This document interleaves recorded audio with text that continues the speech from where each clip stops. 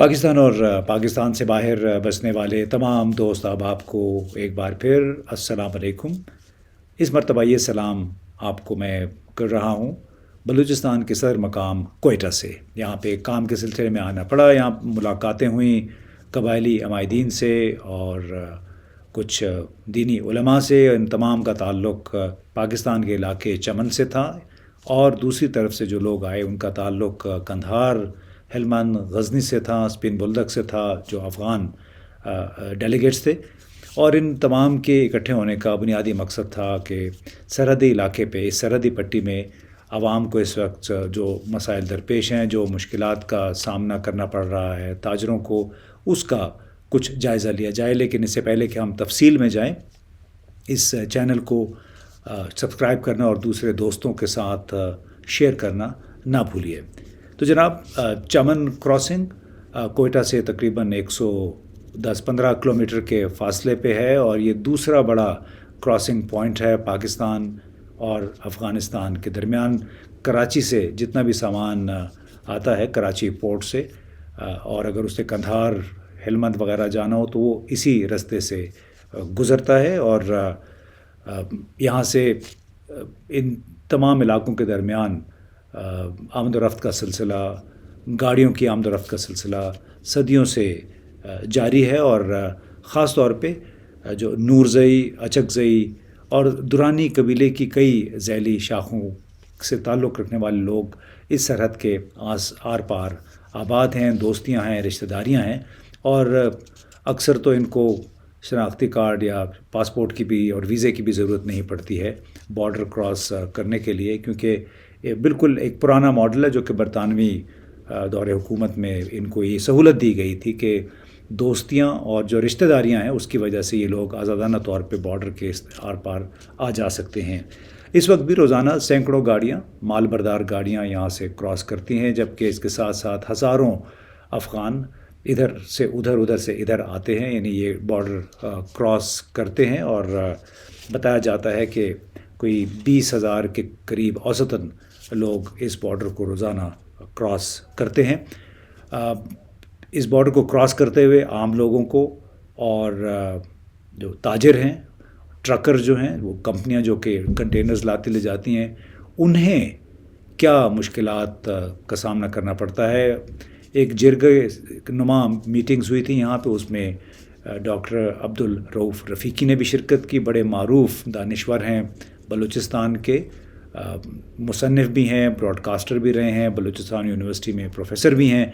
तो उनसे हमने पूछा कि चमन का बॉर्डर, इसको बाब दोस्ती कहा जाता है, ये आप बाब दोस्ती देख रहे हैं, और इससे ये किस चीज़ की अलामत है, किस चीज़ को सिंबलाइज़ करता है। हमने डॉक्टर रफ़ीकी से पूछा कि आप बताइए कि एक तो ये बाब खैबर और दूसरा ये कि जो मीटिंग्स जो जिसमें उन्होंने शिरकत की दूसरे उलमा और कबायली अमायदीन के हमरा, उसका निचोड़ क्या था। तो उन्होंने ये जवाब दिया। ये जो बाब दोस्ती है, जिसने भी ये नाम रखा है और जिसने भी ये आइडिया फ्लो किया है, वो मेरे ख़्याल में काबिल सद तहसीन है, क्योंकि ये दोस्ती की अलामत है। और ये बरादर अक़वाम, इनके रिश्ते नाते, कबाइल, एक दूसरे बाउंड्री के आर पार जो कबीले आबाद हैं, एक रंग, नस्ल और ज़ुबान के लोग हैं, उनके रिश्तेदारियां हैं, उनकी आमद व रफ्त है।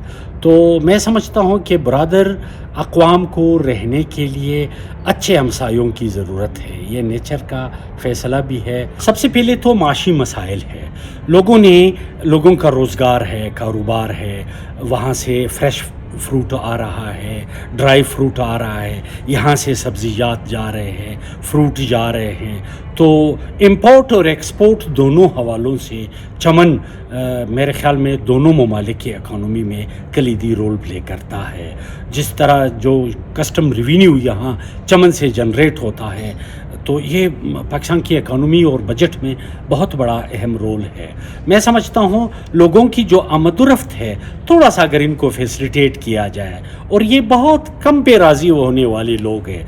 ये जो दरवाज़े पे लोगों ने कहा कि हम इतने ख्वार होते हैं, इतने दरबदर होते हैं, तो एक तो सबसे बड़ा मसला ये था। दूसरा सबसे बड़ा मसला यहाँ के आपस में आने और जाने का जो सिस्टम है, یہ بڑا مسئلہ تھا. تیسرا بڑا مسئلہ معاشی مسئلہ تھا کہ روزگار نہیں ہے اور لوگ آ رہے ہیں جا رہے ہیں پیسے.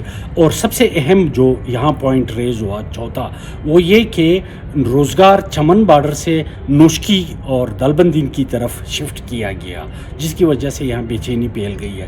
میں سمجھتا ہوں جو کسٹم ریونیو چمن سے جنریٹ ہوتا ہے, پاکستانی حکام کو سنجیدگی سے اس پہ سوچنا چاہیے, اور میرے خیال میں سال بسال اس میں انہانسمنٹ بہت ایزی ہو سکے گا. افسوس تو یہ ہوتا ہے کہ افغان وار میں سب سے بڑا پیمنٹ, سب سے بڑی قربانی پاکستان نے دی ہے, اور سب سے بڑی قربانی بفر زون یہ چمن اور یہ قبائلی علاقے جو ہے ان کو پے کرنا پڑا. مگر اس وقت جو ثمرات ہے, یعنی یہ کتنی بڑی افسوس ہے کہ آپ کے افغان اکانومی انڈیا لے کے جا رہا ہے. ہمارے اکانومک پالیسیز میں کہاں لیپسز ہے, ہم امپورٹ ایکسپورٹ میں کہاں غلطی کر جاتے ہیں کہ ہمارے ساتھ ہم مذہب, ہم رنگ, ہم نسل اور ہم عقیدہ ہوتے ہوئے بزنس ادھر شفٹ کر رہے ہیں. میں سمجھتا ہوں افغان بہت ایزی ہم اپنے سینوں سے لگا سکتے ہیں. جو آمد و رفت کی شکایات ملے, چونکہ افغانستان ایک جنگ زدہ ملک ہے, 4 ڈیکیڈز میں مسلسل وہاں لڑائی ہو رہی ہے, تو وہاں بیسک فیسلٹیز نہیں ہے, ایجوکیشن کے فیسلٹیز نہیں ہے. جس طرح ہائر ایجوکیشن کمیشن نے کوئی 3000 اسکالرشپ سالانہ افغانوں کے لیے رکھے ہیں, میں سمجھتا ہوں اس کو 5000 کرنا چاہیے. اور جس طرح یہاں میڈیکل فیسلٹیز ہے پاکستان میں, تو وہ مجبوراً یہاں آتے ہیں, تو ان کے ساتھ انسانی روا رکھتے ہوئے ان کے ساتھ ایک وقار اور عزت کے ساتھ پیش آنے کی ضرورت ہے میرے خیال.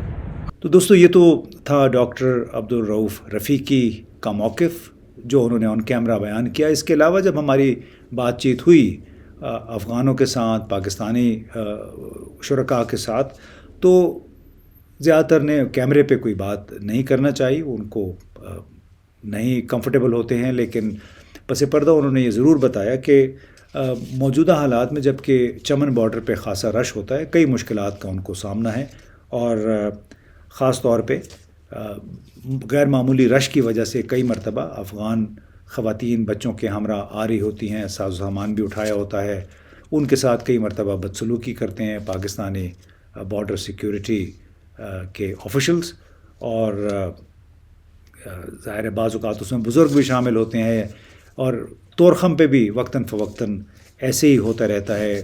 لیکن مزے کی بات یہ کہ کسی کے پاس اگر ویزا ہو یا نہ ہو, تذکرہ جو کہ افغان نیشنل آئیڈینٹی کارڈ ہے وہ ہو نہ ہو, 5-8 ہزار روپے اگر آپ دے دیں تو آپ کو پاکستان میں داخلے کی اجازت مل جاتی ہے. اور یہ ایک کاروبار بنا ہوا ہے جو بارڈر پہ جن حکام کی ڈیوٹی ہوتی ہے ان کے لیے ایک آمدنی کا اچھا ذریعہ ہے, کیونکہ ہزاروں ایسے افراد کا آنا جانا لگا رہتا ہے, تو ان کی ایک اضافی آمدنی, اضافی روزی کا ایک ذریعہ بنا ہوا ہے. اس طرح افغان تاجر جو کہ اپنا مال جلد از جلد پہنچانا چاہتے ہیں, وہ بھی جلدی کلیئرنس کے لیے کچھ ایسے ہی انڈر ہینڈ ڈیل کر لیتے ہیں, کچھ پیسے دے دیتے ہیں اپنی باری جلدی لگانے کے لیے تاکہ گاڑیاں ان کی جلدی کلیئر ہو سکیں. کئی مرتبہ وہ اپنے خالی کنٹینرز کو بھی ریلیز کروانے کے لیے پیسے دے دیتے ہیں, کیونکہ ہر خالی کنٹینر جو ہوتا ہے جب واپس آ رہا ہوتا ہے تو 2 مہینے کی ایک ڈیڈ لائن ہوتی ہے, اس کے بعد ہر روز اس پہ $100 روزانہ کے حساب سے جرمانہ لگنا شروع ہو جاتا ہے. تو اندازہ کیجئے جس کے اگر 5-6-7 دن اضافی لگ جائیں تو $600-700 اضافی ان کو اس کا کرایہ پڑ جاتا ہے. تو یہ ایک بڑا مسئلہ ہے, بڑا فریکوینٹ مسئلہ ہے, اور اکثر تاجروں کو یہی شکایت ہے. دوسری شکایت پھر یہ ہے کہ ٹیکسوں کی شرح بڑی ہے دونوں طرف سے. افغان حکام, طالبان کی حکومت نے بھی ٹیکس بڑھائے ہوئے ہیں, پاکستانی حکام بھی وقتاً فوقتاً ٹیکس بڑھا دیتے ہیں, اور یہ ظاہر ہے اس رقم کے علاوہ ہے جو کہ وہ اپنا کام جلدی ہونے کے لیے, بارڈر کو جلدی کراس کرنے کے لیے اس طرف سے اس طرف سے حکام کو درپردہ ان کی جیبوں میں ڈال دیتے ہیں. تو یہ شکایات چاہے عام لوگ ہیں چاہے تاجر ہیں بڑی تواتر کے ساتھ ہیں, سالہ سال سے ہیں. ان کو بار بار ان کا ازالہ کرنے کی بھی کوشش کی جاتی ہے, مطالبات بھی کیے جاتے ہیں, اعلیٰ سطح پہ باتیں مان بھی لی جاتی ہیں, لیکن یہاں پہ آن گراؤنڈ اس پہ عمل درآمد نہیں ہوتا ہے.